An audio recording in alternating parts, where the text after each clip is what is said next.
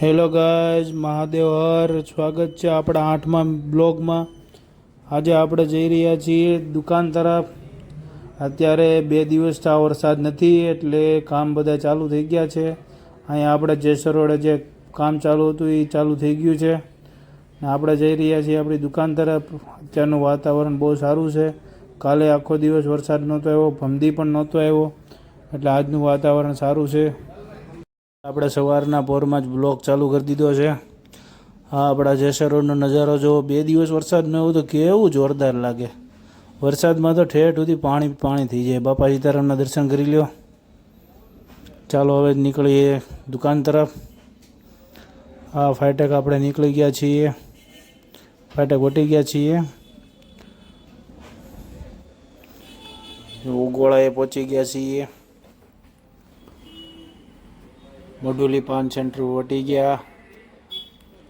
તમારે ત્યાં વરસાદ છે કે નહીં જરૂરથી કમેન્ટ કરજો, કેમ કે અમારે તો અહીંયા 2 દિવસથી વરસાદ નથી. થોડુંક સારું છે પણ હવે વરસાદની થોડીક જરૂર પણ છે, કેમ કે બધાને ખેતરમાં કામ પૂરા થઈ ગયા છે ને આપણે આ ખેતર તરફ જવાનું રહેશે. થોડુંક નુકસાની આવી છે તો એ ફરીથી કપાસિયા સોંપવા પડશે, એટલે એની માટે પણ આપણે આજ જવું જોશે.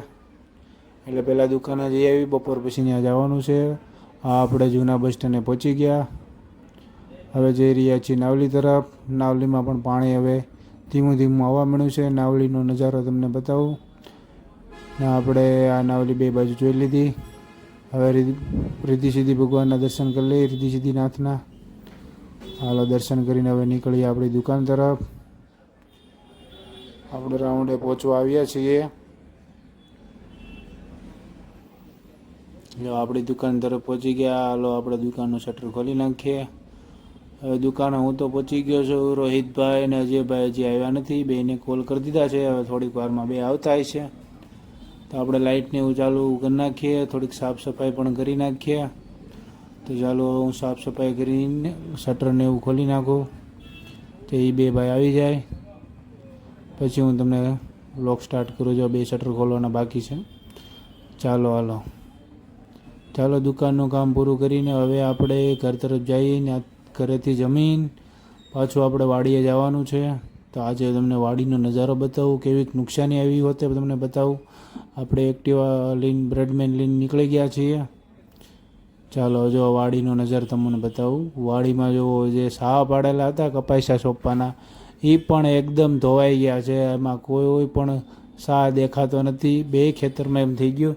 આ બાજુ એમ છે એટલે ખાલા પણ ઘણા પડ્યા છે, કેમ કે આપણે જે કપાસિયા સોંપ્યા એ બધા ડટાઈ જ ગયા, એમાં કોઈ ઉગ્યું જ નથી કાંઈ. એટલે હવે આપણે આજે ચોંપી દઈએ કપાસિયા ને પાછા વરસાદ આવી જાય એટલે ઉગતા થઈ જાય. ને આજનો બ્લોગ કેવો લાગ્યો કમેન્ટ જરૂર કરજો. ને તમારે ખેતરમાં કેવી નુકસાની આવી એવો પણ કમેન્ટ કરજો. તો મહાદેવ હર. આપણી ચેનલમાં નવા હોય તો લાઈક, સબસ્ક્રાઈબ અને બેલ આઇકન જરૂરથી કરજો.